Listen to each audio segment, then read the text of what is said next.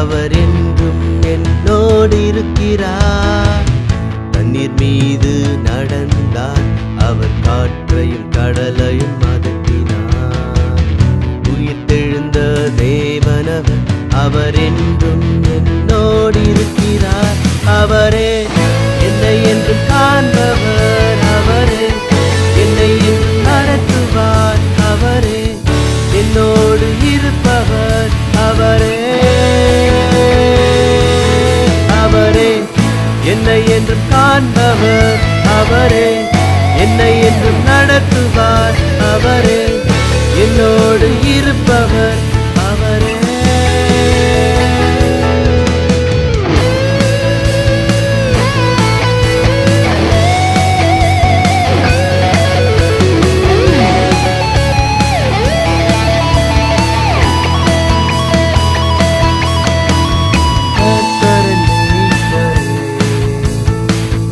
எனக்கு அனுதினம் நன்மைகள் அன்புடன் அளித்திடுவார். கர்த்தரை குறை எனக்கில்லையே, அனுதினம் நன்மைகள் அன்புடன் அளித்திடுவார்.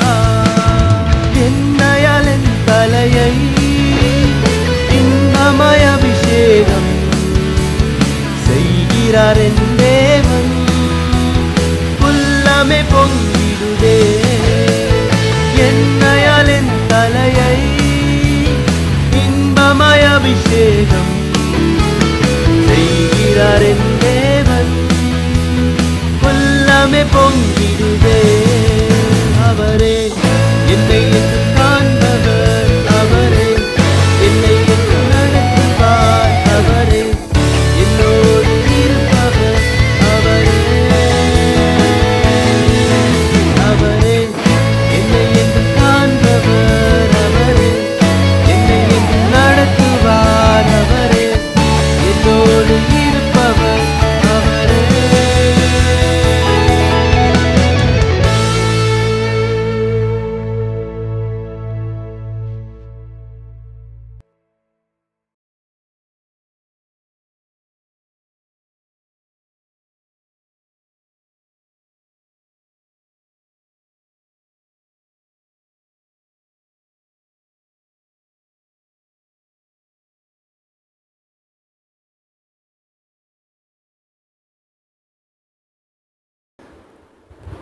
தேவன் கொடுத்த இந்த நல்ல நாளுக்காக,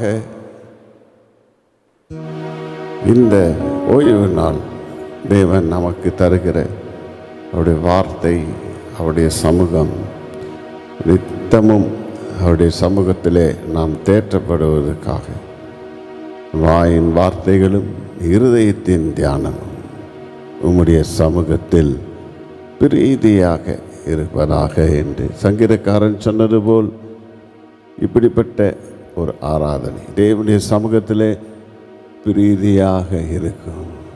தலைகளை வணங்கி, ஆண்டவரே நீங்கள் போதும், உங்கள் சமூகம் போதும் என்று சொல்லி ஆண்டவரிடத்தில் நம்மை ஒப்பு கொடுத்து, ஆண்டவருடைய சமூகத்தை விரும்புகிற தேவச்சனமே, கர்த்தர் உன்னை வழி நடத்துவார். நீங்கள் போதும் ஏசப்பா, உங்க சமூகம் எனக்கப்பா, எத்தனை இன்பமே உந்தன் சமூகமே, எத்தனை இன்பமே உந்தன் சமூகமே.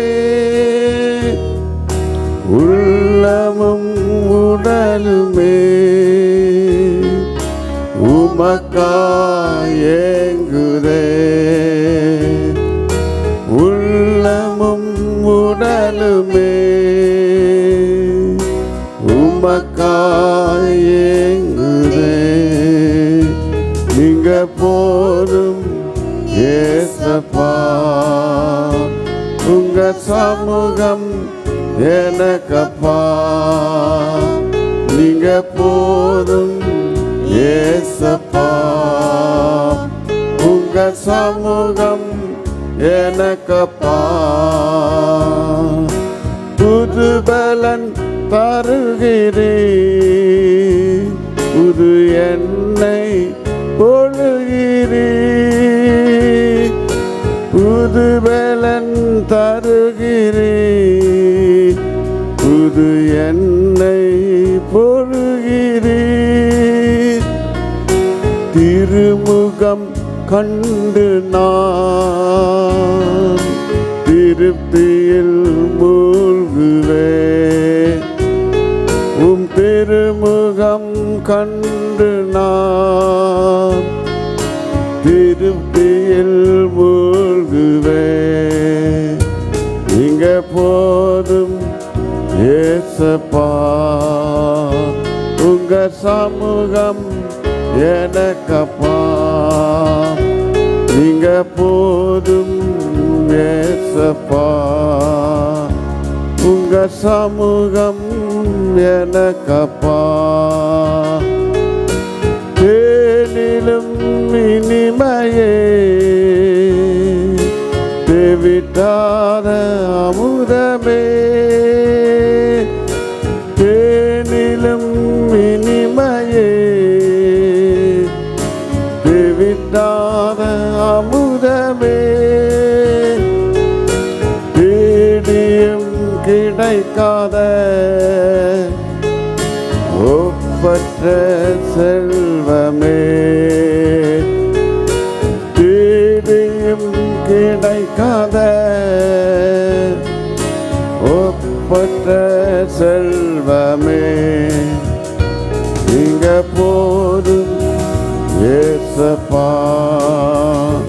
உங்க சமூகம் எனக்கப்பா. நீங்க போதும் ஏசப்பா, உங்க சமூகம் எனக்கப்பா. நீங்க போதும் ஏசப்பா, உங்க சமூகம் எனக்கப்பா. ஆமையா, உடைய சமூகம் போதுமானது. உடைய சமூகம் எங்களுக்கு கிருபையை அளிக்கிறது, மகிழ்ச்சியை அளிக்கிறது, தெளிவை அளிக்கிறது. இந்த நாளிலும் கூட ஒரு மக்களை தெளிவுபடுத்தி பலப்படுத்தி சீர்படுத்தி வருகின்ற நாட்களுக்கெல்லாம் ஆண்டவா ஒரு புதிய பலனை தரித்தவர்களாக, புதிய சிந்தை உள்ளவர்களாக, கிறிஸ்துவுக்குள் ஒருவன் இருந்தால் புது சிருஷ்டியாக இருக்கிறான் என்று எங்களுக்குள்ளே வாசம் செய்யும் ஜீவனுள்ள தேவனுடைய ஆவியை எங்களை புதுப்பித்து உம்முடைய நல்ல வழியிலே நடத்தும்படி எங்களை ஒப்புக் கொடுக்கிறோம். ஒவ்வொரு சபை மக்கள், சிறுவர், வாலிபர், பெரியோர், தாய்மார்கள், ஆண்டவர் எல்லாருடைய மன தேவைகளையும் சரீர தேவைகளையும் ஆவியின் தேவைகளை எல்லாம் சந்தித்து ஒரு கிருபையாலே நிறைக்கும்படி நாங்கள் ஜெபிக்கிறோம். நீர் பெருகவும் நாங்கள் சிறுகவும் இயேசுவின் நாமத்தில் கேட்கிறோம் நல்ல பிதாவே, ஆமென். நாம் எல்லாரும் இணைந்து என் உயிரே ஆண்டவரை போற்று, என் முழு உள்ளமே அவர் துதியை போற்று என்று ஆண்டவருடைய துதியை போற்ற நாம் இந்த காலை நேரத்தில் நாம் உயிரோடு இருக்கிறோம். ஜீவனுள்ள நாளெல்லாம் அந்த ஆண்டவரை நினைத்து அவரை உயர்த்தி அவருடைய உள்ளத்திலே நீங்கள் உயர்த்தும் பொழுது நீங்கள் தேடுகிற யாவும் உங்களை வந்து அடையும். இணைந்து பாடுவோமா? எல்லுயிரே ஆண்டவரை போற்று, என் முழு அவர் பெயரை போற்று. அவர் செய்த சகல உபகாரங்களை நீ ஒரு நாளும் மறவாதே, ஒருபோது மறவாதே. அவர் செய்த சகல உபகாரங்களை நீ ஒரு நாளும் மறவாதே, ஒருபோது மறவாதே. என் உயிரே ஆண்டவரை போற்று, என் முழு உள்ளமே அவர் பெயரை போற்று. குற்றங்களை எல்லாம் மன்னிக்கின்றார், நோய்களை குணமாக்கி நடத்துகிறார். குற்றங்களை எல்லாம் மன்னிக்கின்றார், நோய்களை குணமாக்கி நடத்துகிறார். நான் செய்த சகல உபகாரங்களையும் ஒரு நாளும் மறவாதே, ஒருபோது மறவாதே. அவர் செய்த சகல உபகாரங்களையும் ஒரு நாளும் மறவாதே, ஒருபோது மறவாதே. ஆம் பிரியமானவர்களே, எத்தனை நன்மைகள், எத்தனை இரக்கங்கள், எத்தனை கிருபைகள், எத்தனை ஆண்டுகள், எத்தனை நாட்களாக கர்த்தர் உன்னை காத்து நம்முடைய குற்றங்களை எல்லாம் மன்னித்து நம்முடைய நோய்களை எல்லாம் இம்மற்றும் நம்மை குணமாக்கி அவருடைய சத்தத்தை நாம் கேட்கவும் அவருடைய வார்த்தையை அவர் அனுப்பவும் நாம் சுகமாகவும் தேவன் சொல்லுகிற வார்த்தைகளை பின்பற்றுகிறவர்களாக ஆண்டவர் நம்முடைய காதுகளையும் நம்முடைய கண்களையும் வேதத்தின் அதிசயங்களை பார்க்கும்படி ஆண்டவர் நம்மை திறக்கும்படியாக இந்த காலை நேரத்தில் ஆண்டவரை நோக்கி பார்க்கிற தேவ ஜனமே, கர்த்தர் இந்த நேரத்தை உனக்கு ஆசீர்வதித்து தருவார். சகோதரி மலர் ஜெபம் பண்ணுவார். கர்த்தாவே துதிக்கிறோம் ராஜா. துதிகளின் மத்தியில் வாசம் பண்ணுகிற அன்பின் பரலோக தகப்பனே, அப்பா இந்த மகிமையும் ஆசீர்வாதமான காலை வேளைக்காக உம்மை நன்றியோடு துதிக்கிறோம் ஆண்டவரே. ஸ்தோத்தரிக்கிறோம் ஸ்தோத்தரிக்கிறோம். இரக்கத்தின் பிதாவே உம்மை நன்றியோடு துதிக்கிறோம் ஆண்டவரே. கிருபை உள்ள கர்த்தாவே உம்மை நன்றியோடு துதிக்கிறோம் ஆண்டவரே. ஸ்தோத்தரிக்கிறோம் ராஜா. அல்பாவும் ஒமேகாவும் ஆதியும் அந்தமுமாய் இருக்கிறவரே, அப்பா உம்மை நன்றியோடு துதிக்கிறோம் ஆண்டவரே. ஸ்தோத்தரிக்கிறோம் ராஜா. ஒருவரும் சேரக்கூடாத ஒளியில் வாசம் பண்ணுகிறவரே, அப்பா சிங்காசனத்தில் வீற்றிருக்கிறவரே, இந்த காலை வேளையிலும் ஆண்டவரே உம்மை ஆராதிக்கும்படியான கிருபையை நீர் எங்களுக்கு தந்தவரே, உம்மை நன்றியோடு உள்ளத்தின் ஆழத்திலிருந்து உம்மை துதிக்கிறோம் ஆண்டவரே. முழு மனதோடு முழு பலத்தோடு முழு ஆத்மாவோடு உம்மை அன்பு கூறுகிறோம் தகப்பனே. நாங்கள் நிற்பதும் நிர்மூலமாகாமல் இருப்பதும் கர்த்தாவே உம்முடைய கிருபை ஆண்டவரே. அப்பா இந்த உபத்திரவமான காலங்களிலும் கர்த்தாவே நீர் எங்களை நினைத்து எங்களை ஆசீர்வதித்து ஆண்டவரே உம்முடைய கரம் எங்களோடு கூட இருந்து அப்பா சபையார் ஒவ்வொருவரையும் கர்த்தாவே, விசுவாச குடும்பங்களை கர்த்தாவே, ஒவ்வொரு விசுவாசிகளையும் ஒவ்வொரு சிறு பிள்ளைகளையும் கர்த்தாவே, சிறு பிள்ளைகள் முதல் பெரியவர்கள் வரையிலும் ஆண்டவரே உம்முடைய பிரசன்னத்தினாலே, உம்முடைய மகிமையினாலே, உம்முடைய வழிநடத்துதனாலே, உம்முடைய காருண்யத்தினாலே ஒவ்வொருவரையும் இடைக்கட்டி ஆண்டவரே அற்புதமாக நீ நடத்தி வருகிற உம்முடைய கிருபைகளுக்காக உம்முடைய இரக்கங்களை நினைத்து உம்மை நன்றியோடு துதிக்கிறோம் ஆண்டவரே. உம்மை ஸ்தோத்தரிக்கிறோம் தகப்பனே. ஹல்லேலூயா ஆண்டவரே. இந்த காலை வேளையிலும் கர்த்தாவே உம்முடைய பிரசன்னம் ஆண்டவரே, மகிமையாக பிரசன்னம் ஆண்டவரே எங்கள் மத்தியிலே இறங்கி வரும்படியாக, ஒவ்வொரு குடும்பங்களிலும் இறங்கி வரும்படியாக, ஒவ்வொருவருக்குள்ளாக இறங்கி வரும்படியாக எங்களை ஒப்பு கொடுத்து ஜெபிக்கிறோம் ஆண்டவரே.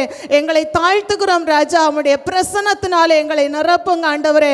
உம்முடைய பிரசன்னம் ஒன்றே போதும் ஆண்டவரே. இந்த காலங்களிலே எங்களை நடத்துகிற உம்முடைய வார்த்தைகளுக்காக ஆண்டவரே உம்மை நன்றி செலுத்துகிறோம் ஆண்டவரே. கர்த்தாவே இம்மட்டும் காத்த நடத்தின தேவன் ஆண்டவரே, இம்மட்டும் எங்களுக்கு உதவி செய்த நல்ல எபினேசர் ஆண்டவரே தொடர்ந்து எங்களை நடத்தும்படியாக இம்மானுவேலராய் எங்களோடு கூட இருந்த ஆண்டவரே ஒவ்வொரு பிள்ளைகளோடும் கூட இருந்து எங்களை கரம் பிடித்து நடத்தும்படியாக தொடர்ந்து ஆண்டவரே நம்முடைய வல்லமை உள்ள நாமத்துக்குள்ளாக எங்களை ஒப்பு கொடுத்து ஜெபிக்கிறோம் தகப்பனே. சத்துரு எந்த விதத்திலும் வஞ்சியாதபடிக்கு ஆண்டவரே என் தேவன் எங்களுக்கு அரணாக அடைக்கலமாக கோட்டையாக தஞ்சமாக துருகமாக இருந்து எங்களுக்கு நல்ல மேய்ப்பராயிருந்து எங்களை நடத்தி செல்லும்படியாக உம்முடைய அற்புத கரத்துக்குள்ளாக எங்களுடைய சபையாரை ஆண்டவரை ஒப்பு கொடுத்து ஜெபிக்கிறோம் தகப்பனே. நீங்க வேலியடைத்துக் கொள்ளுங்க ஆண்டவரை. எல்லா விதமான கொள்ளை நோய்க்கும் கர்த்தாவே நீர் எங்களை மறைவிடமாக இருந்து எங்களை தப்புவித்து வழிநடத்தும்படியாக உம்முடைய பாதுகாப்புக்காக உம்முடைய கோட்டைக்குள்ளாக எங்களை வைக்கும்படியாக உம்முடைய கரத்திலே வைத்து ஜெபிக்கிறோம் தகப்பனே. நீரே பொறுப்படுத்திக் கொள்ளுங்க சுவாமி. ஆண்டவரே இந்த நேரத்திலும் கர்த்தாவே நாங்கள் கேட்க இருக்கின்றதான சத்தியத்தை தேவரீர் ஆசீர்வதித்து தரும்படியாக வானத்திலிருந்து கர்த்தாவே அப்பா உம்முடைய வார்த்தையை அனுப்புங்க தகப்பனே. பேசக்கூடிய மகனை நீர் மறைத்து ஆவியானவர் வெளிப்படும்படியாக உம்முடைய மெல்லிய சத்தத்தை நாங்கள் கேட்கும்படியாக என் ஆண்டவரே எங்களுடைய பாப்பா ஆவி ஆத்துமா சரீரம் உயிரடையத்தக்கதாக இந்த வசனங்களை எங்களுக்கு ஆசீர்வதித்து தரும்படியாய் உம்முடைய பொற்பாதத்திலே தாழ்த்துகிறோம் ராஜா. நீர் பெருகவும் நாங்கள் சிறுகவுமாய் தருகிறோம். துதி கன மகிமை உமக்கே செலுத்துகிறோம். மீட்பர் இயேசு மூலம் ஜெபிக்கிறோம் நல்ல பிதாவே, ஆமென். இன்று வாசிக்க வேண்டிய சங்கீதம் 4 சாமுவேல் வாசிப்பார். சாம் நம்பர் 4. வாசிக்க தெரிந்து கொள்ளப்பட்ட வேத பகுதி சங்கீதம் 4. என் நீதியின் தேவனே, நான் கூப்பிடுகையில் எனக்கு செவிகொடும். நெருக்கத்தில் இருந்த எனக்கு விசாலம் உண்டாக்கினீர்.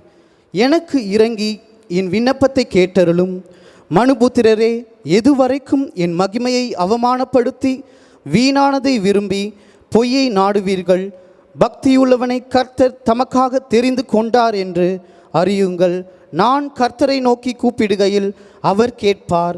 நீங்கள் கோபம் கொண்டாலும் பாவம் செய்யாதிருங்கள். உங்கள் படுக்கையிலே உங்கள் இருதயத்தில் பேசிக்கொண்டு அமர்ந்திருங்கள். நீதியின் பலிகளை செலுத்தி கர்த்தர் மேல் நம்பிக்கையாயிருங்கள்.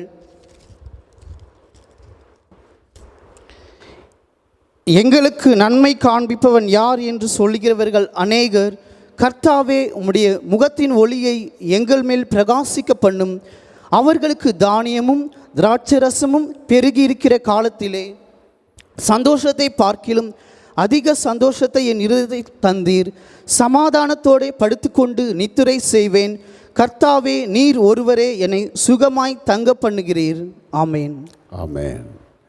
ஆண்டவருடைய பரிசுத்த நாமத்துக்கு மகிமை உண்டாவதாக. 4ஆம் சங்கீதத்திலே 1ஆம் வாக்கியத்தை நாம் மையமாக வைத்து யாரை தேவன் தெரிந்து கொள்கிறார், எதற்காக தெரிந்து கொள்கிறார்? பக்தியுள்ளவனை தேவன் தமக்காக தெரிந்து கொண்டார். அந்த பக்தி உள்ளவன் தான் 1ஆம் வசனத்தில் வாசிக்கிறோம். எவ்வளவு நெருக்கத்திலே அவன் இருந்தாலும் வாசிங்க. என் நீதியின் தேவனே, நான் கூப்பிடுகையில் எனக்கு செவி கொடும். நெருக்கத்தில் இருந்த எனக்கு விசாலம் உண்டாக்கினீர். யாருக்கு விசாலம் வரப்போகிறது? பக்தி உள்ளவனை தெரிந்து கொண்டவனுக்கு.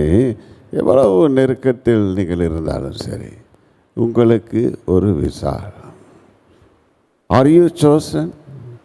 இப்படிப்பட்ட காரியங்களுக்கு நீங்கள் தெரிந்து கொள்ளப்பட வேண்டியது மிகவும் முக்கியம்.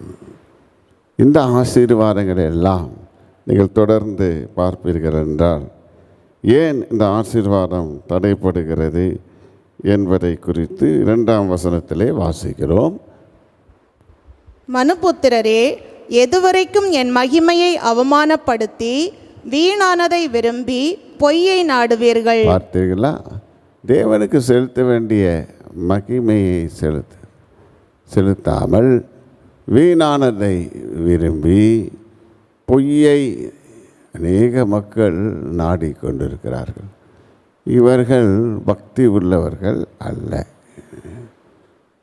பக்தி உள்ளவர்களை தேவன் தமக்காக தெரிந்து கொண்டார். chosen for heavenly enlargement, enlightenment. இதுதான் இந்த சங்கீதம் சொல்லுகிறது. இன்றைக்கு நீங்கள் எல்லாரும் தெரிந்து கொள்ளப்பட்டவர்களா, அழைக்கப்பட்டவர்களா? இதை குறித்து தான் ஆண்டவர் நம்மிடத்தில் இடைப்படுகிறார். உங்களுக்கெல்லாம் ஒரு சந்தோஷம் என்ன இருக்குன்னு சொன்னால், நான் ஆண்டவரால் தெரிந்து கொள்ளப்பட்டவன், அவர் என்னை விடமாட்டார். அவரை நான் சரியாக இல்லைன்னா கூட இந்த சொட்டையெல்லாம் தட்டி கிட்டி சரி பண்ணிடுவார். ஏன்? நான் தெரிந்து கொள்ளப்பட்டவன். ஆகையால் இந்த உலகத்தில் நாம் ஆண்டவரை மகிமைப்படுத்த, அவமானப்படுத்த அல்ல, வீணானதை விரும்புகிறவர் அல்ல, நிச்சயமான ஒரு கிருபையை நாம் விரும்புகிறோம். நிச்சயமான ஒரு ஆசீர்வாதத்தை நாம் அறிந்திருக்கிறோம். நிச்சயமான ஒரு பரலோக வாசஸ்தலத்தை நாம் அடைய போகிறோம். ஆகையால் தான் அந்த நெருக்கத்திலே ஒரு விசாலம். நீங்களாம் ரொம்ப நெருக்கத்தில் இருக்கிறீங்க, உண்மைதான், ஒரு விசாலம் உண்டாகும். இதுதான் தேவனுடைய தீர்க்க தரிசன வார்த்தைகள். அது மாத்திரமல்ல, நாம் நீதியின் பலிகளை செலுத்தி கர்த்தர் மேலே நம்பிக்கையாக இருக்க வேண்டும் என்று 5ஆம் வசனத்திலே வாசிக்கலாம். நீதியின் பலிகளை செலுத்தி கர்த்தர் மேல் நம்பிக்கையாயிருங்கள். பார்த்தீர்களா? ஸ்தோத்திர பலி, இதெல்லாம் நீதியின் பலி. தினந்தோறும் ஆண்டவரை ஸ்தோத்திரித்து, எவ்வளோ நெருக்கத்தில் தாவீது சொல்கிறான், நெருக்கத்திலே நான் கர்த்தரை நோக்கி கூப்பிட்டேன், ஆண்டவர் என் கூப்பிடுதலின் சத்தத்தை கேட்டு என்னை விசாலத்திலே நிச்சயம் வைக்கிறார். ஆக அந்த சமூகத்தில் இந்த விசாலம் வருது, அந்த என்லைட்மெண்ட் வருது. இன்றைக்கும் கூட ஆண்டவர் உங்களோடு கூட இடைப்படுகிற வார்த்தை, தெரிந்து கொண்ட ஒரு பாக்கியம். நான் தேவனாலே தெரிந்து கொள்ளப்பட்டவன், தேவனாலே அழைக்கப்பட்டவன். அழைப்புக்கு பாத்திரவான்களாக நீங்கள் நடந்து கொள்ளும்போது நீங்கள் தெரிந்து கொள்ளப்பட்ட ஒரு குரூப்பில் இருப்பீர்கள். அதைதான் இந்த வார்த்தைகள் 6ஆம் வசனத்தில் சொல்லுகிறது, நன்மை என்று சொல்லப்படுகிறது. 7ஆம் வசனத்தில் சொல்லப்படுகிறது அதிக சந்தோஷம். 7, 8 வாசிங்க. அவர்களுக்கு தானியமும் திராட்சரசமும் பெருகி இருக்கிற காலத்தின் சந்தோஷத்தை பார்க்கலாம், அதிக சந்தோஷத்தை என் இருதயத்தில் தந்தீர். பார்த்தீர்களா? லாக்டவுனோ என்ன டவுனோ, நெருக்கமோ, உங்களுக்கு விசாலம், உங்களுக்கு நன்மை, உங்களுக்கு அதிக சந்தோஷம். இந்த சந்தோஷம் உலகம் தருகிற மாதிரி இருக்காது. அது பொய்யானது.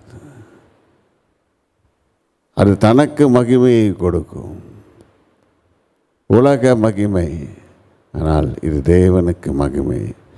ஒரு பெரிய சந்தோஷத்தை கர்த்தர் வைத்திருக்கிறார். 8ஆம் வசனம், சமாதானத்தோடே படுத்துக்கொண்டு நித்திரை செய்வேன். கர்த்தாவே, சரியா தூக்கம் வர மாட்டேங்குதா? பக்தி உள்ளவனை கர்த்தர் தமக்காக தெரிந்து கொண்டார். நீங்கள் கவனமாக இருக்கணும், தெரிந்து கொள்ளுதல் லிஸ்டில் இருக்கணும். இதைதான் இயேசு கிறிஸ்து சொல்லுகிறார். மிகவும் அதிக சந்தோஷம், சமாதானத்தோடு ஒரு நித்திரை உங்களுக்கு வைத்திருக்கிறார். முதல் வசனம் நெருக்கத்தில் ஆரம்பிக்கிறது. இன்றைக்கு இயேசு கிறிஸ்து சொன்ன வார்த்தைகள் தெரிந்து கொள்ளப்பட்டவனை குறித்து என்ன சொல்லுகிறார்? நீ தெரிந்து கொள்ளப்பட்டவனா? மத்தேயு 24ஆம் அதிகாரம் 31ஆம் வசனத்தை வாசித்து நாம் தியானிக்க போகிறோம். வலுவாய் தொனிக்கும் எக்கால சத்தத்தோடே அவர் தமது தூதர்களை அனுப்புவார். அவர்கள் அவரால் தெரிந்து கொள்ளப்பட்டவர்களை வானத்தின் ஒரு முனை முதற்கொண்டு மறுமுனை மட்டும் 4 திசைகளிலும் இருந்து கூட்டி சேர்ப்பார்கள். வசனம் சொல்கிறது மத்தேயு 20:16 அழைக்கப்பட்டவர்கள் அநேகர், தெரிந்து கொள்ளப்பட்டவர்கள் சிலர். ஒரு ஸ்கூலில் ஒரு இன்டர்வியூ கூப்பிட்டாங்கன்னா நிறைய பேர் வருவாங்க. அதில் யார் தெரிந்து கொள்ளப்பட்டவர்கள்? நீங்கள் எந்த குரூப்பில் இருக்கிறீங்க? ஆண்டவராக இயேசு கிறிஸ்து வருத்தப்பட்டு பாரம் சுமக்கிறவர்களே நீங்கள் எல்லாரும் நிறைய பேர் வருவாங்க. நான் நிச்சயமாக உங்களுக்கு சொல்ல முடியும், ஐ ஆம் இன் த சோசன் லிஸ்ட். நீங்களும் இந்த சோசன் லிஸ்டில் இருக்கிறீங்க என்று நான் விசுவாசித்து ஆண்டவரிடத்தில் நான் ஜெபிக்கிறேன். நீங்கள் அந்த தெரிந்து கொள்ளப்பட்டவர்கள் தான் அவர் வருகையிலே எடுத்துக்கொள்ளப்படுவார்கள். அதை தான் ஆண்டவர். யார் தெரிந்து கொள்ளப்பட்டவர்கள்? பக்தியுள்ளவன். நீ பக்தி உள்ளவனாக மாறினால்தான் கர்த்தர் பக்தியுள்ளவனை தமக்காக தெரிந்து கொண்டார். அங்கு தாவீது தான் இதை சொல்லுகிறார், பக்தி உள்ளவனை. அதை சொல்லும் பொழுது அங்கே சொல்லுகிறார் 32ஆம் சங்கீதத்திலே தன்னுடைய பக்தியை பற்றி சொல்லுகிறார். 6ஆம் வசனத்திலே நாம் வாசிக்கிறோம். சங்கீதம் 32:6. இதற்காக சகாயம் கிடைக்கும் காலத்தில், இதற்காக சகாயம் கிடைக்கும் காலத்தில் பக்தி உள்ளவன் எவனும் உம்மை நோக்கி விண்ணப்பம் செய்வான். பக்தி உள்ளவன் எவனும் உம்மை நோக்கி விண்ணப்பம் செய்வான். அப்பொழுது மிகுந்த ஜலப்பிரவாகம் வந்தாலும் அது அவனை அணுகாது. பார்த்துக்கிறார். தாவீது வீட்டிலே ஜலப்பிரவாகம். பெரிய தீர்க்கதரிசி சாமுவேல் வந்திருக்கிறார். ஈசா அவங்க அப்பா பேர். அவங்கெல்லாம் தாவீது அவங்க அப்பா கூட இந்த சின்ன தாவீதை கூப்பிடலை. 8வது பிள்ளை. அவன் கூப்பிடாதீங்க, பரவாயில்ல, ஆடு மாடை மேய்ச்சிட்டு இருக்கட்டும். மற்றவங்கன்னா வாட்டம் சாட்டமாக இருக்கிறாங்க. இது போதும். பாருங்க, அப்பா தெரிந்து கொள்கிற பிள்ளைகளை. ஆனால் ஏசப்பா தாவீதை தெரிந்து கொண்டார். தேவாதி தேவன் தாவீதை. இன்னும் ஒருவன் இருக்கிறானா? இருக்கிறான். உடனே இங்கே சர்ப்ரைஸாக தாவீது கால், அவன் பாவம் ஆடு வாசனை கீசனை அப்படி இருந்தது. உடனே அவனை சுத்தம் பண்ணி துணி மாற்றி கொண்டு வந்து நிறுத்தினாங்க. இவன் தான் அபிஷேகம் பண்ண, இவன் தான் தெரிந்து கொள்ளப்பட்டவன். நீ தேவனால் மனுஷனால் தள்ளப்பட்டவனாக இருக்கலாம், தேவனாலே தெரிந்து கொள்ளப்பட்ட ஒரு தாவீது. அவர்தான் சொல்லுகிறார், என் பாவங்கள் நான் அறிக்கை செய்து நான் விட்டு. அதுதான் ஜெபம். ஜெபத்தில் சின்ன சின்ன பாவங்கள், குளிநரிகள், இவைகள்லாம் பிடிக்கணும். இவைகள்லாம் நம்மை தடுக்கும். ஆகையால் நாம் ஆண்டவரிடத்திலே சொல்லி ஜெபிக்கும் பொழுது மிகுந்த ஜலப்பிரவாகம் வந்தால் அது உன்னை அணுகாது. அவன்தான் பக்தி உள்ள ஜெபம் பண்ணவான். இன்றைக்கும் கூட நீங்கள் பக்தி உள்ளவர்களாக இருப்பீர்கள் என்றால் உங்கள் ஜெபம் பற்றாது. என்ன சொல்லி ஜெபம் பண்ணணும்? பாவங்களை எல்லாம் அறிக்கை செய்து நான் அடக்கி வைத்த மட்டும் இன்னும் எவ்வளவோ பரிசுத்தமுள்ளவன் இன்னும் பரிசுத்தமாகட்டும். ஆகிய இந்த பரிசுத்தம் பற்றார். நீதி செய்கிறவன் இன்னும் நீதி செய்யட்டும், அநியாயம் செய்கிறவன் இன்னும் அநியாயம் செய்யட்டும். போய் திருத்த முடியாது. ஆகையால் தான் பரிசுத்தத்தின் மேலே பரிசுத்தம், கிருபையின் மேலே கிருபை. பக்தி உள்ளவன் ஆண்டவரை நோக்கி கூப்பிடுவான். மிகுந்த ஜலப்பிரவாகம் வந்தால் இதை பரிசுத்த பவுலும் சொல்லுவார். தன்னை கட்டுப்படுத்தி கொண்டு பக்தி உள்ளவனாக மாறணும்னு சொல்லி 1 தீமோத்தேயு 6ஆம் அதிகாரம் 6ஆம் வசனத்தை வாசிக்கலாம். போதும் என்கிற மனதுடனே கூடிய போதும் என்கிற மனதுடனே கூடிய தேவ பக்தியே மிகுந்த ஆதாயம். தேவ பக்தியே மிகுந்த ஆதாயம். எவ்வளவு ஒரு பெரிய ஒரு ஆண்டவர். எது போதும்? இந்த உலகத்திலே காண்கிறதுனால் கண் திருப்தி ஆகிறது இல்லை, கேட்கிறதுனால் காது திருப்தி ஆகிறதில்லை, அதனால் சாப்பிடுகிறதுனால் வயிறு கூட திருப்தி ஆகிறதில்லை. போதும் தேவ பக்தி. இன்றைக்கு யாரை தேவன் தெரிந்து கொள்கிறார்? போதும். அதுதான் பரிசுத்த பவுல் இன்னும் 1 தீமோத்தேயு 4ஆம் அதிகாரம் 8ஆம் 9ஆம் வசனத்திலே அவர் சொல்லுகிறார், சரீர முயற்சி அற்ப பிரயோஜனம் உள்ளது, சரீர முயற்சி அற்ப பிரயோஜனம் உள்ளது, தேவ பக்தியானது தேவ பக்தியானது இந்த ஜீவனுக்கும் இந்த ஜீவனுக்கும் இதற்கு பின்வரும் ஜீவனுக்கும் இதற்கு பின்வரும் ஜீவனுக்கும் வாக்கு தத்தம் உள்ளதாகையால் ஆகையால் எல்லாவற்றிலும் பிரயோஜனம் உள்ளது. பிரயோஜனம் உள்ளது. இந்த வார்த்தை உண்மையும் எல்லா அங்கீகரிப்புக்கும் பாத்திரமுமாய் இருக்கிறது. தேவ பக்தி, அதுதான் பக்தி உள்ளவனே.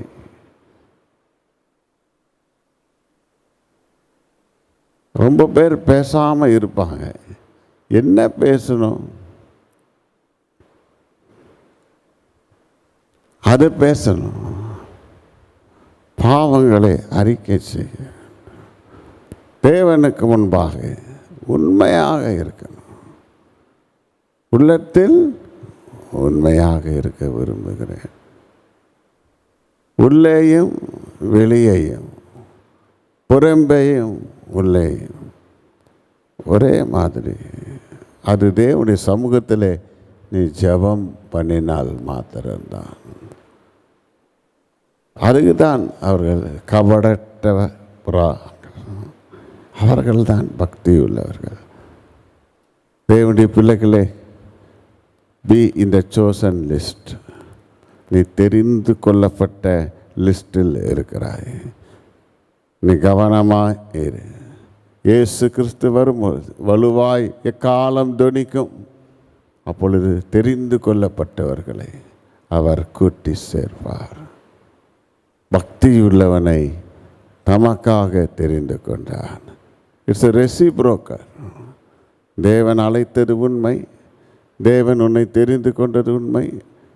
இதையெல்லாம் உண்மை. அதைதான் பரிசுத்த பவுல் சொல்லுகிறார். எபேசியர் 4ஆம் அதிகாரம் 29ஆம் வசனத்திலே நாம் வாசிக்கிறோம்.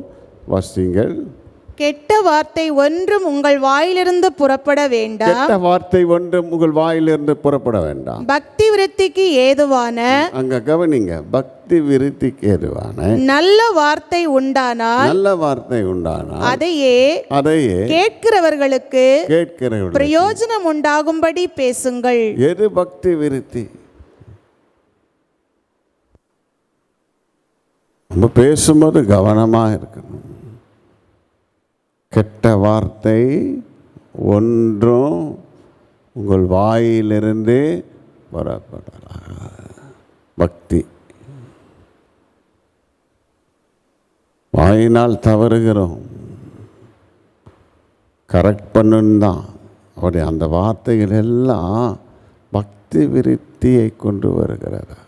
முதலாவது எனக்கு கொண்டு வர வேண்டும். முதலாவது பக்தி விருத்தி எனக்கு, பிற்பாடு குடும்ப மக்களுக்கும் மற்றவர்களுக்கும். இன்றைக்கு உங்களை நிதானித்து பாருங்கள். பரிசுத்த பவுல் சொல்லுகிறார், போதும் என்கிற தேவ பக்தி போதும். நமக்கு இருக்கிறவைகள் போதும். அது ஒரு பெரிய தேவ பக்தி. சாட்டிஸ்ஃபை. நிறைய குடும்பத்தில் இது இல்லை, அது இல்லை, இது போதும்.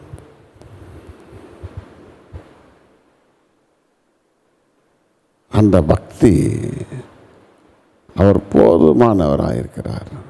அதை தான் பரிசுத்த பவுல் சொல்கிறார், என் கிருபை உனக்கு போதும். எவ்வளோ பெரிய இதெல்லாம் தான் நமக்கு போதுமானது. அந்த கிருபை இருந்தால் போதும். அந்த வாயிலே கெட்ட வார்த்தை ஒன்றும் வரக்கூடாது. இங்கே பேசுகிற வார்த்தைகள் உப்பால் சாறு மாறினதாகவும் கிருபை பொறிந்தன. இந்த கிருபை தான் போதுமானது. இது எவ்வளோதான் இருந்தாலும் பற்றாது பற்றாது பற்றாது.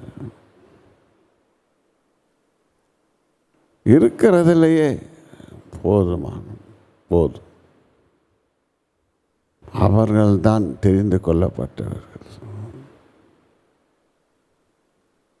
B satisfied.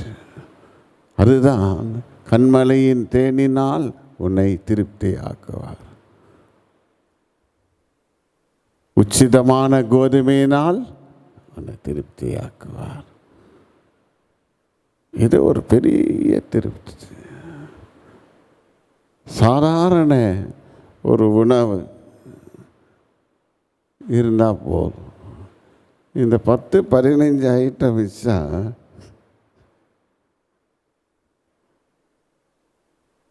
எதை சாப்பிட்றது? அதை காட்டில் 1-2 ஐட்டம் வச்சிங்கனாலே போதும். திருப்தியாக போதுமா? நல்லா இருந்தது. எவ்வளோ நல்லா இருக்கும் பாருங்க. ஒரு சாம்பார், ஒரு பீட்ரூட் பொரியல் போதும். நிறைய வச்சா அதில் இது இல்லை அது இல்லை, நல்ல திருப்தி போதுமானது. அதான் தாவீது சொல்லுகிறார், பக்தி உள்ளவன்.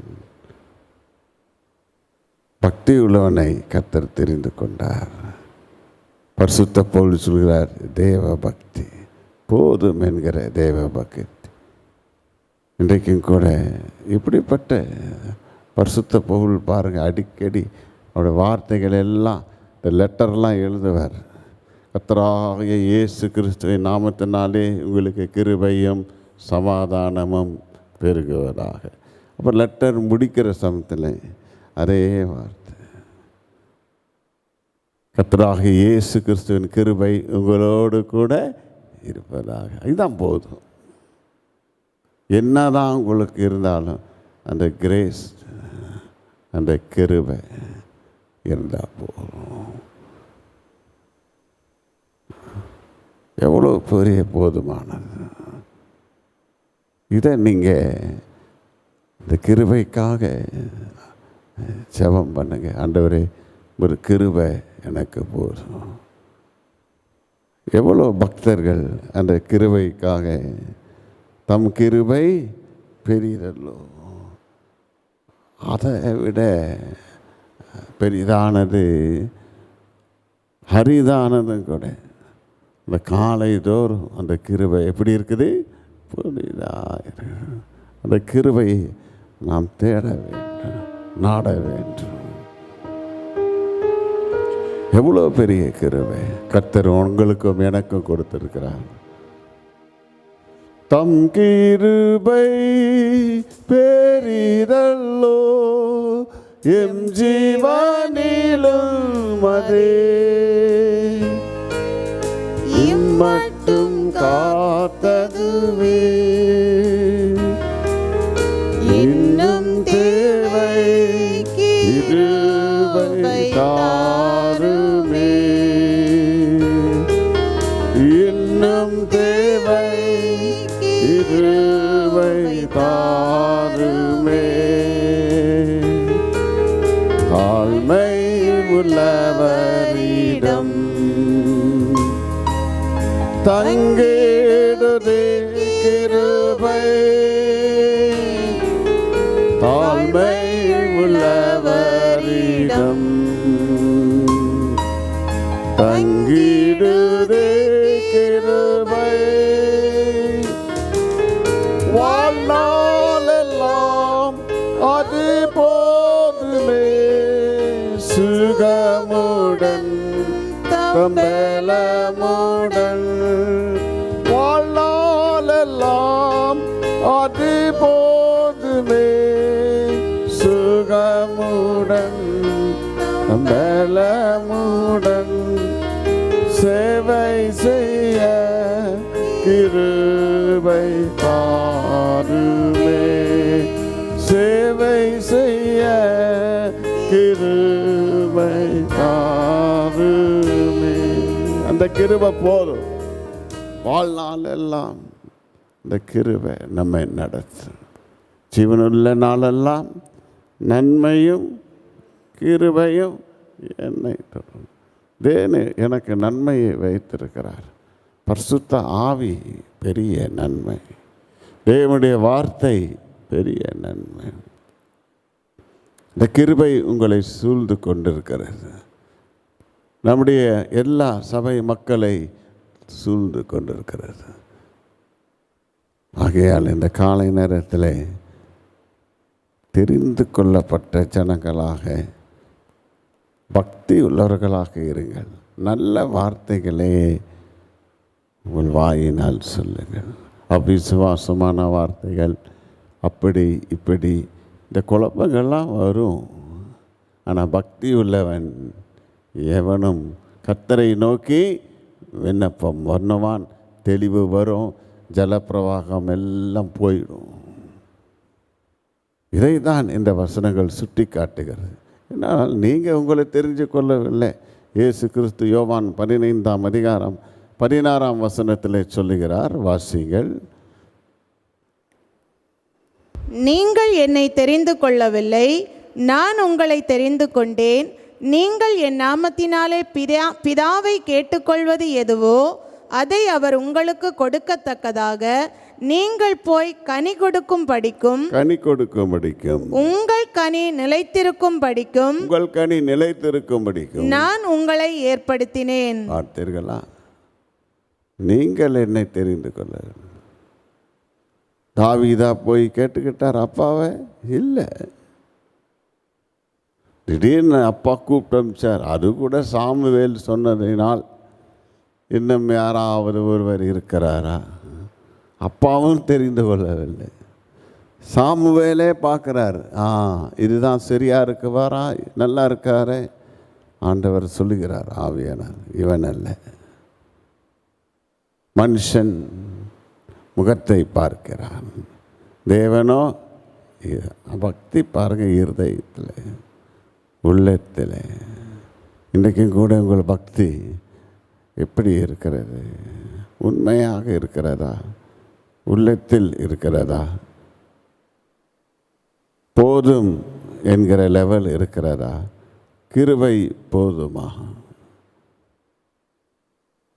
இதைத்தான் மிகுந்த சந்தோஷம் அங்கே உண்டு.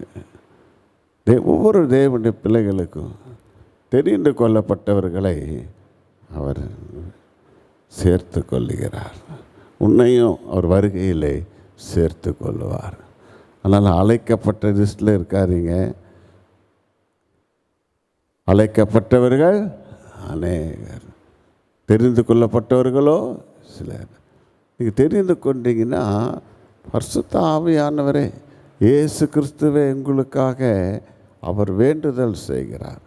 யோவான் 17ஆம் அதிகாரத்தில் இயேசு கிறிஸ்துவின் கடைசி பெரிய ஒரு ஜெபமாக இருந்தது.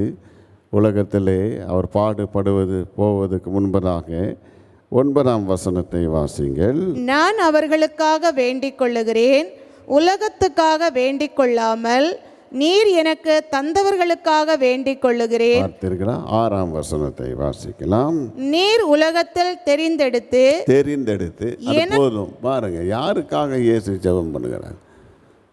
வாசித்துருவோம். நீர் உலகத்தில் தெரிந்தெடுத்து எனக்கு தந்த மனுஷருக்கு உம்முடைய நாமத்தை வெளிப்படுத்தினேன். ஆமென். வாசிங்க. அவர்கள் உம்முடையவர்களாய் இருந்தார்கள், அவர்களை எனக்கு தந்தீர், அவர்கள் உம்முடைய வசனத்தை கை கொண்டிருக்கிறார்கள். இயேசு எங்க போனாலும் அவர் பின்னே செல்கிற சீசர்களாக இருந்தார்கள். இன்றைக்கு உங்க பக்தி வசனம், ஆண்டவருடைய வார்த்தை, மெய்யான வார்த்தை பின்பற்றி போயிட்டே இருக்கணும். அதை தான் தெரிந்து கொள்ளப்பட்டவன். வேலைக்கு ஆள் எடுத்துட்டோம் வந்துட்டாங்கன்னா அவர் சொல்கிறத கேட்டுகிட்டே இருப்பாங்க. ஒரு தடவை சொல்லிட்டா போயிடும், ஃபாலோ பண்ணிட்டு இருப்பாங்க. இந்த வசனத்தை கை கொண்டு இருக்கிறார்கள். தினந்தோறும் அவங்களுக்கு சொல்ல தேவையில்லை.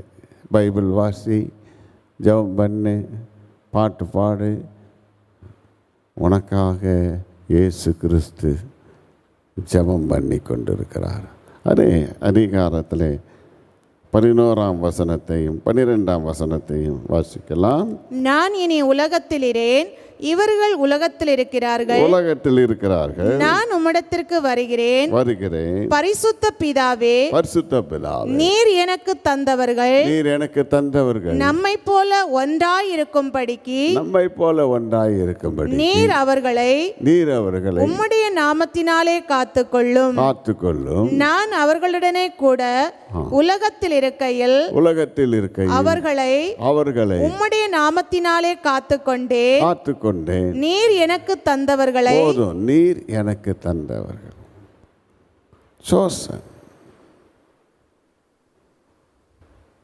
இன்றைக்கும் கூட அநேக மக்கள் கர்த்தரால் தெரிந்து கொள்ளப்பட்டிருக்கிறீர்கள். அந்த கால், அந்த அழைப்பு, அந்த தெரிந்து கொள்ளுதலுக்கு பாத்திரமாக இன்னும் அழகாக சொல்லுவார். அப்போஸ்தலரிலே பரிசுத்த பவுல் சொல்கிறாரு, வாசிங்க. பரிசுத்த பவுலை 9ஆம் அதிகாரம் 15ஆம் வசனத்திலே, அவன் தெரிந்து கொள்ளப்பட்ட கிருபா பாத்திரமாக இருந்தான் என்று வாசிக்கிறோம். அதற்கு கர்த்தர், நீ போ, அவன் புறஜாதிகளுக்கும் ராஜாக்களுக்கும் இஸ்ரவேல் புத்திரருக்கும் என்னுடைய நாமத்தை அறிவிக்கிறதற்காக நான் தெரிந்து கொண்ட பாத்திரமாய் இருக்கிறான். இன்னொரு வசனத்தில் கிருபா பாத்திரமா, அதுக்கு கிருபை பெற்றிருக்கிறார். எங்கேயோ போயிட்டு இருந்த அந்த சவுலை கர்த்தர் பவுலாக மாற்றுகிறார். இன்றைக்கு உன்னை நீ ஆண்டவரை தெரிந்து கொள்ளவில்லை, ஆண்டவராகிய கர்த்தர் தாமே உன்னை தெரிந்து கொண்டார். உபத்திரத்தின் குகையிலே உன்னை தெரிந்து கொண்டேன். சாதாரணமான ஒரு தெரிந்து கொள்வது அல்ல, உபத்திரவத்தின் குகையில். அதனால் உன்னுடைய அழைப்பு உண்மையானது, தெரிந்து கொள்ளுதல் உண்மையானது. நீ கொஞ்சம் தெரிந்து கொள்ளப்பட்டேன் என்று சொல்லிகிட்டே இருக்காரு. நீ செய்ய வேண்டியதை செய்யணும். நீங்கள் பாருங்கள், மோசேயின் வாழ்க்கையில் 106ஆம் சங்கீதத்திலே 23ஆம் வசனத்தை நாம் வாசிக்கிறோம். மோசே எப்படி தெரிந்து கொள்ளப்பட்டவன் என்று வசனம் சொல்லுகிறது. ஆகையால் அவர்களை நாசம் பண்ணுவேன் என்றார். அப்பொழுது அவரால் தெரிந்து கொள்ளப்பட்ட மோசே அவர்களை அவர் அழிக்காதபடிக்கு அவருடைய உக்கிரத்தை ஆற்றும் பொருட்டு அவருக்கு முன்பாக திறப்பின் வாயிலே நின்றான். இது உன்னுடைய சாய்ஸ் ரொம்ப முக்கியம். நான் ஒரு கேரக்டராக இருக்கலாம், என்னுடைய பழக்க வழக்கங்கள் இதெல்லாம் இருக்குது, ஒரு டைப். அப்படியே ஒவ்வொருத்தரும் ஒரு டைப்பாக இருக்கலாம். ஆனால் கிறிஸ்துவுக்குள் ஒருவன் இருந்தால் அவன் எப்படி இருக்கிறான்? புது சிருஷ்டியாக இருக்கிறான். அங்கே அவனுக்கு கிருபை, அங்கே அவனுக்கு வரங்கள், அங்கே அவனுக்கு ஒரு வெளிப்பாடு, அங்கே அவனுக்கு தரிசனம், அங்கே அவனுக்கு ஊழியம். இதையெல்லாம் நிறைவேற்றுகிறது ஆண்டவர். ஆனால் ஆண்டவர் பார்க்கிறார். மோசே சொல்லுகிறார், ஐயோயோ இந்த ஜனங்களை மட்டும் அழிச்சு போடாதீங்க, இந்த திறப்பின் வாசலிலே நின்று கொண்டு. இன்றைக்கும் உங்களுக்காக ஆண்டவரே திறப்பின் வாசலில் நின்று அவர் பரிதபித்து செபித்து கொண்டிருக்கிறார். இல்லாவிட்டால் நீங்களும் நானும் நிற்க முடியாது. தெரிந்து கொள்ளப்பட்டவர்கள், அதுக்காக கர்த்தர் கொஞ்சம் காலதாமதம் பண்ணுகிறார். மோசே பாருங்க, எபிரேயர் 11ஆம் அதிகாரத்தில் 25ஆம் வசனத்தில் நாம் வாசிக்கிறோம். What did he choose? வாசிங்க. மோசே அநித்தியமான பாவ சந்தோஷத்தை அனுபவிப்பதை பார்க்கிலும் தேவனுடைய ஜனங்களோடு துன்பத்தை அனுபவிப்பதையே தெரிந்து கொண்டு இனிவரும் பலன் மேல் நோக்கமாயிருந்து எகிப்திலுள்ள பொக்கிஷங்களிலும் கிறிஸ்துவ நிமித்தம் வரும் நிந்தையை அதிக பாக்கியம் என்று எண்ணினான். நினைத்திருந்தால் அந்த பேலஸிலே அவன் இருந்திருக்கலாம். தெரிந்து கொள்ளல. இவன் தான் பக்தி உள்ளவன். சும்மா மோசே தெரிந்து கொள்ள. மோசே பார்த்தீங்கன்னா அங்கே சாவ போகிற ஒரு நிலைமையில் கொண்டு போய் நைல் நதியில் போட்டுடுறாங்க. ஆண்டவர் தெரிந்து கொள்கிறார். இன்றைக்கும் கூட ஆண்டவர் தெரிந்து கொண்டவனை பாருங்கள். R you chosen? இவர் என்ன தெரிந்து கொண்டார்? தேவ ஜனங்களோடு துன்பத்தை அனுபவிப்பது, பாடுகள் அனுபவிப்பது. இப்படிப்பட்ட ஒரு பக்தி. எல்லா சந்தோஷத்தை அனுபவிக்கணும்னா பெரிய பக்தியாக எண்ணுவாங்க. பாடுகள், இனி வரும் பலன் மேலே அவர் நோக்கமாக இருந்ததை இந்த வசனங்கள் சொல்லுகிறது. இன்றைக்கும் கூட நீங்கள் எப்படி ஜெபிக்கிறீர்கள்? லூக்கா 18ஆம் அதிகாரம் 7ஆம் வசனத்திலே நாம் வாசிக்கிறோம். வாசிப்பீர்களா? லூக்கா 18:7. அந்தபடியே தேவன் தம்மை நோக்கி இரவும் பகலும் கூப்பிடுகிறவர்களாகிய தம்மால் தெரிந்து கொள்ளப்பட்டவர்களின் விஷயத்தில் நீடிய பொறுமை உள்ளவராயிருந்து அவர்களுக்கு நியாயம் செய்யாமல் இருப்பாரோ? பார்த்தீர்களா? தெரிந்து கொள்ளப்பட்டவர்கள் ஜெபம் பண்றாங்க. விரைவே போய் எப்படி அலட்டி கொண்டிருந்தால் அப்போ அவளை கேட்காம இருப்பாரோ? நிச்சயமாக சீக்கிரமாக. அடுத்த வசனம் வாசிங்க. சீக்கிரத்திலே அவர்களுக்கு நியாயம் செய்வார் என்று உங்களுக்கு சொல்லுகிறேன். ஆகிலும் மனுஷகுமாரன் வரும்போது பூமியிலே விசுவாசத்தை காண்பாரோ என்றார். விசுவாசம் ரொம்ப முக்கியம். ஆண்டவரை விசுவாசிக்கிறீர்களா? ஆமாம் ஆண்டவரே, நான் உம்மை விசுவாசிக்கிறேன். இன்றைக்கும் கூட எத்தனை பேர் இப்படிப்பட்ட ஒரு தெரிந்து கொள்ளுதல், இப்படிப்பட்ட ஒரு விசுவாசம் இன்றைக்கு உங்களுக்கு தேவை. பயத்தோடும் பக்தியோடும். பக்தின்றது என்ன? அவங்களுக்கு தான் அசைவில்லாத ராஜ்யம் சொல்லி எபிரேயர் 12:28 நாம் வாசித்தோம். வாசிப்பீர்களா? எபிரேயர் 12:28. பயத்தோடும் ஆதலால் அசைவில்லாத ராஜ்யத்தை பெறுகிறவர்களாகிய நாம் பயத்தோடும் பக்தியோடும் தேவனுக்கு பிரியமாய் ஆராதனை செய்யும்படி கிருபையை பற்றிக்கொள்ள கடவும். அங்க கிருபை தான் போதுமானது. வேற எதையெல்லாம் பற்றி கொள்ளாதீங்க. நீங்கள் பிரசங்கம் பண்ணாலும் சரி, பாட்டு பாடினாலும் சரி, மியூசிக் வாசித்தாலும் சரி, கிருபை இல்லை. எல்லாவற்றையும் இழந்தவர்கள். ரொம்ப முக்கியம். பயத்தோடு பக்தியோடு. சாதாரணமாக அதை எண்ணக்கூடாது. அவங்களுக்கு தான் அந்த அசைவு இல்லாத ராஜ்யம். மற்றவங்களாம் ஆட்டம் கண்டுருவாங்க, அசைந்து போயிடுவாங்க. இன்றைக்கு நீங்கள் உறுதியாக இருக்கும்படி இந்த வசனங்கள் உங்களுக்கு தெளிவுபடுத்துகிறது. பக்தியுள்ளவனை தேவன் தமக்காக தெரிந்து கொண்டார். இன்றைக்கு கூட நீங்கள் தெரிந்து கொண்டப்பட்ட லிஸ்டில் இருக்கிறீர்கள். ஜாக்கிரதையாக மோசே எதை தெரிந்து கொண்டான் என்று பாருங்கள். அந்த ஜெபம் பற்றார், நம்முடைய ஜெபங்கள் பற்றார். கூக்குரல் எட்ட வேண்டும், அவரை நோக்கி கூப்பிடப்படுது. பாடல்களோடும் துதியோடும் ஜெபத்தோடும். ஆண்டவர் அப்படிப்பட்டவன் மேலே ஒரு பெரிய நோக்கத்தை அவர் வைத்திருக்கிறார்.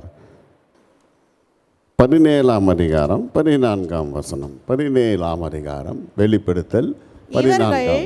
இவர்கள் ஆட்டுக்குட்டியானவருடனே யுத்தம் பண்ணுவார்கள்.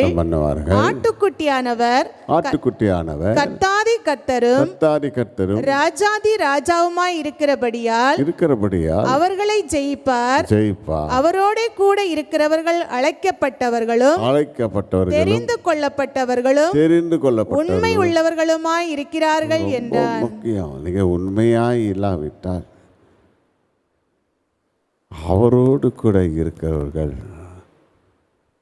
அவரை போல.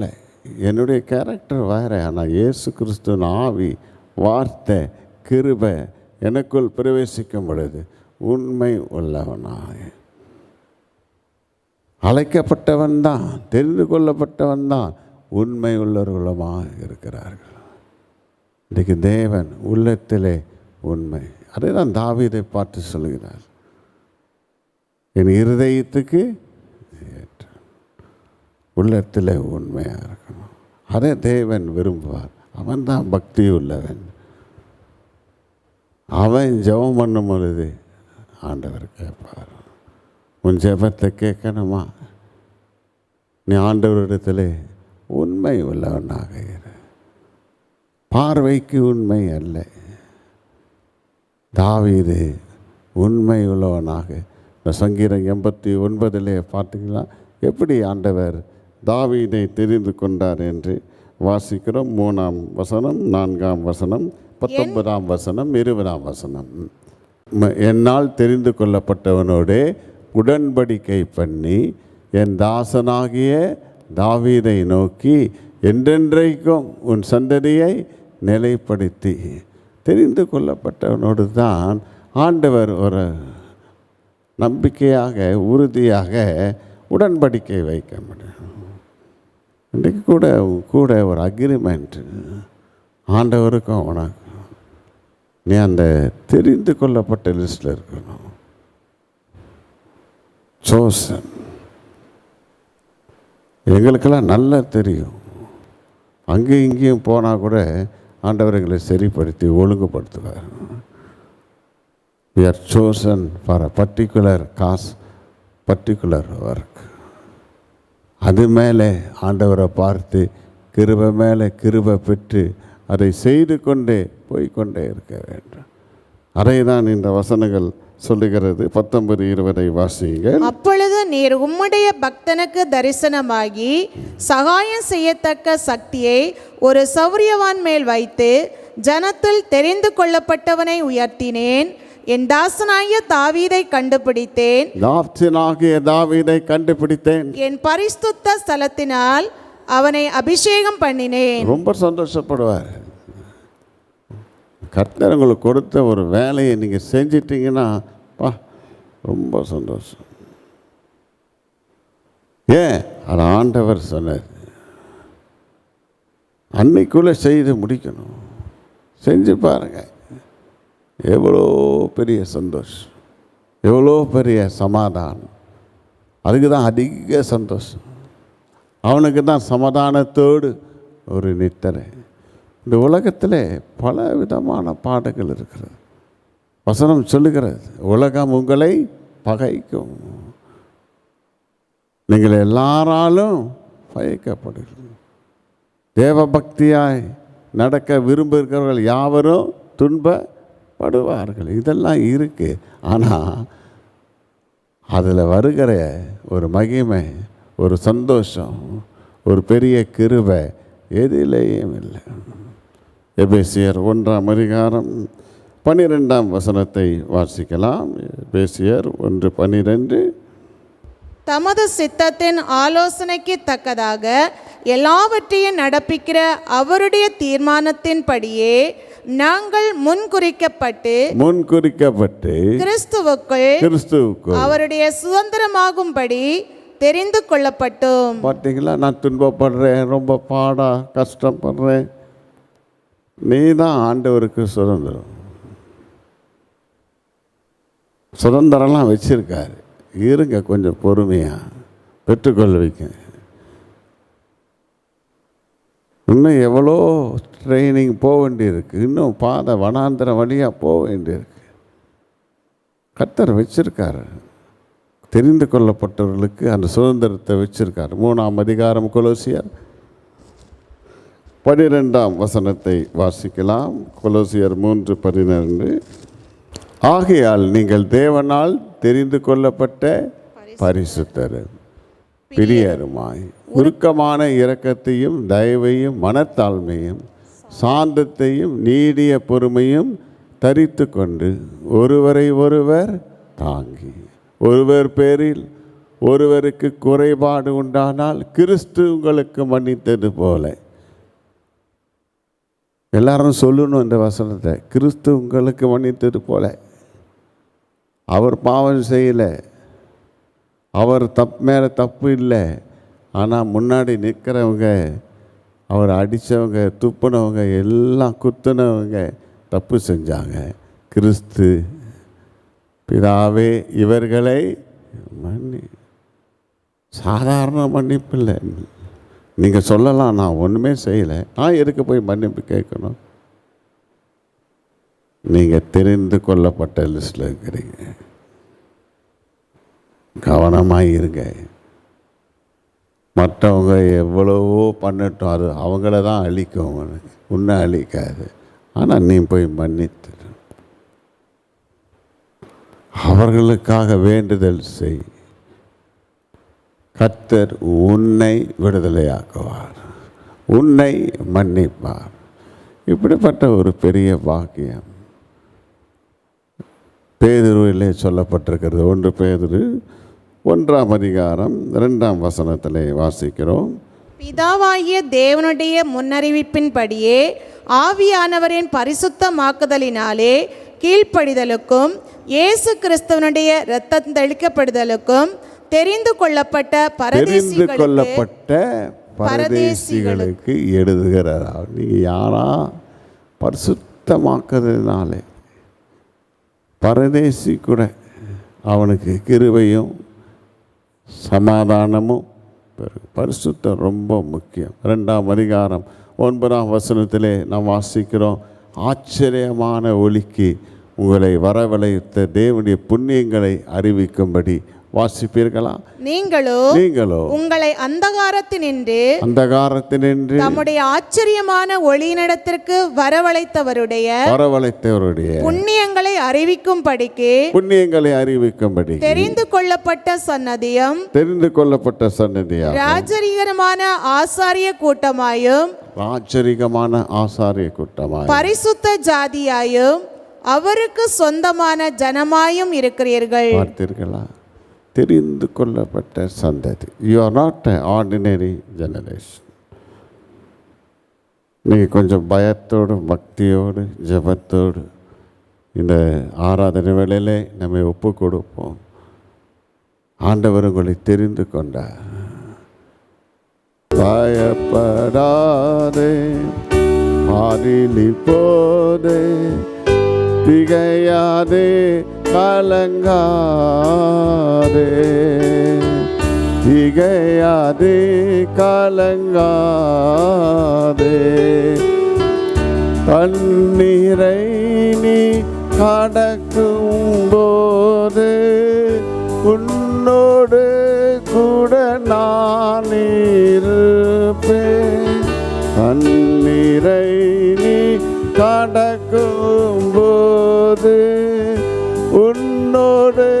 கூட நான் இருப்பேன். ஆறுகளை நீ கடக்கும் போது அவைகள் மேல் புரளுவதில்லை. ஆறுகளை நீ கடக்கும் போது அவைகள் மேல் புரளுவதில்லை. பயப்படாதே, ஆறிலி போதே, திகையாதே, கலங்காதே, திகையாதே, கலங்காதே. உன்னை நானே உருவாக்கினேனே, அன்னை போலவும் ஆதரிப்பேனே. உன்னை நானே உருவாக்கினேனே, அன்னை போலவும் ஆதரிப்பேனே. கண்மூடாமலும் காத்திடுவேனே, சொன்னதை நிறைவேற்றிடுவேனே. கண்மூடாமலும் காத்திடுவேனே, சொன்னதை நிறைவேற்றிடுவேனே. பயப்படாதே, ஆறிலி போதே, திகையாதே, கலங்காதே, திகையாதே, கலங்காதே.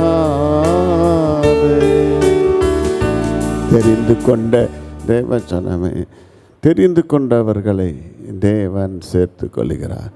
வருகை மிக சமீபமாக இருக்கிறது. தேவனுடைய பிள்ளைகளை பக்தி உள்ளவர்களாக இருங்கள். தேவ கிருபை போதும் என்று எண்ணுங்கள். உண்ணவும் உடுக்கவும் உங்களுக்கு இருந்தால் போதும் என்று இருக்க கடவுள். அவருடைய எல்லா தேவைகளுக்கும் அவருடைய கிருபை போதும். இயேசு போதும். உங்கள் வாழ்க்கையில் இயேசுவின் சுகம், இயேசுவின் சமாதானம், இயேசு வைத்திருக்கிற மகா பெரிய அதிக சந்தோஷம் இந்த உலகத்திலே அது போதுமானதாக இருக்கிறது. நீங்கள் எங்கேயோ வாசஸ்தலத்திலே உங்களை கொண்டு போய் நிறுத்த தேவனுடைய கிருபை உங்களை எடுத்துக்கொள்ளும். நாம் வருகையில் எடுத்துக்கொள்ளப்படும்படியாக ஜெபத்தோடு, பயத்தோடு, பக்தியோடு கிருபையை பற்றி கொள்வோம். நல்ல ஆண்டவரே, நீ கொடுத்த கிருபையுள்ள வார்த்தைகளுக்காக ஸ்தோத்திரம். ஆண்டவரே, நீர் எங்களை தெரிந்து கொண்டபடியால் ஸ்தோத்திரம். ஒவ்வொரு மக்களையும் நீர் தெரிந்து கொள்ளப்பட்ட ஒரு சந்ததியாக ஆச்சரியமான ஒளியினிடத்துக்கு நீர் எங்களை வரவழைத்தவருடைய புண்ணியங்களை அறிவிக்கும்படியாக ஒவ்வொரு மக்களுக்கும் நீர் செய்ய போகிறதான புண்ணியங்களுக்காக ஸ்தோத்திரம். அவருடைய பாவங்களை நீக்கினபடியால் ஸ்தோத்திரம். அவருடைய அக்கிரமங்களை நீக்கினபடியால் ஸ்தோத்திரம். அவருடைய கிருபை அவர்களை சுற்றி கொண்டபடியால் ஸ்தோத்திரம். ஒவ்வொரு வீடுகள் தோறும் ஒரு கிருபை சுற்றி கொள்வதாக, பிள்ளைகளை கிருபை சூழ்ந்து கொள்வதாக, எல்லா தீங்குக்கும் விலக்கி ஒவ்வொரு மக்களையும் பாதுகாத்து கொள்வீராக. இயேசுவின் நாமத்தில் கேட்கிறோம் நல்ல பிதாவே, ஆமென். என் ஆத்துமாவே கர்த்தரை ஸ்தோத்திரி, என் முழு உள்ளமே அவருடைய பரிசுத்த நாமத்தை ஸ்தோத்திரி. என் ஆத்துமாவே கர்த்தரை ஸ்தோத்திரி, கர்த்தர் செய்த சகல உபகாரங்களையும் மறவாதே. ஆமென். கர்த்தராகிய இயேசு கிறிஸ்துவின் கிருபை, பிதாவாகிய தேவனுடைய அன்பும், பரிசுத்த ஆவியின் அந்யோன்ய ஐக்கியம் அனைவரோடும் இன்றும் என்றும் சதாகாலம் இருப்பதாக. ஆமென். நான் இயேசுவின் பிள்ளை, பயமே இல்லை, என்னாலும் சந்தோஷமே. தெரிந்து கொண்டா மகனாக மகளாக தெரிந்து கொண்டா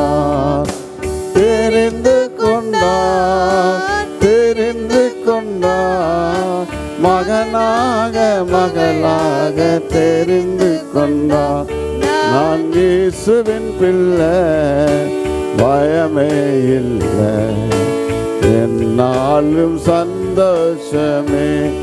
நான் இயேசுவின் பிள்ளை, பயமே இல்லை, என்னாலும் சந்தோஷமே. ஆமென்.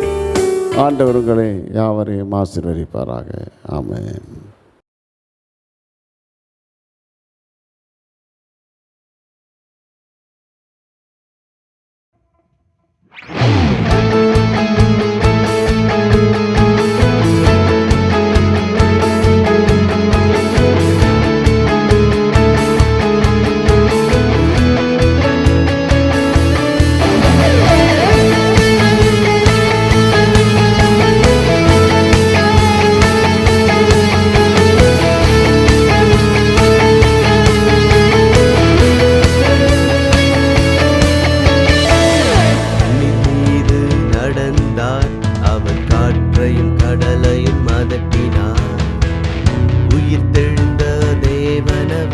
அவர் என்றும் என்னோடு இருக்கிறார்.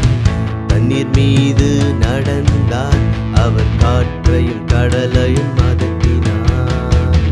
உயிர்த்தெழுந்த தேவனவர், அவர் என்றும் என்னோடு இருக்கிறார். அவரே என்னை என்றும் காண்பவர், அவரே என்னை என்றும் நடத்துவார். அவரே என்னோடு இருப்பவர், அவரே அவரே என்னை என்றும் காண்பவர். அவரே என்னை என்றும் நடத்துவார். அவரே என்னோடு இருப்பவர். அவரே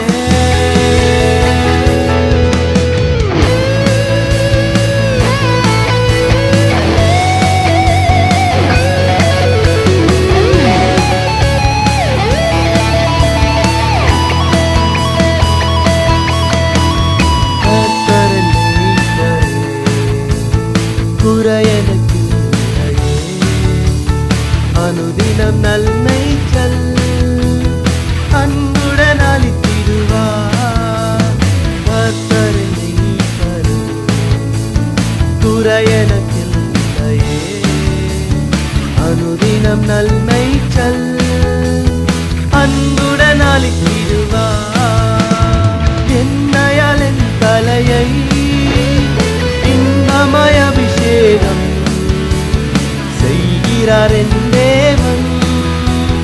உள்ளமே பொங்கிடுதே, என்னையால் என் தலையை இன்பமய அபிஷேகம் செய்கிறார் என் தேவன். உள்ளமே பொங்கிடுதே, அவரே என்னை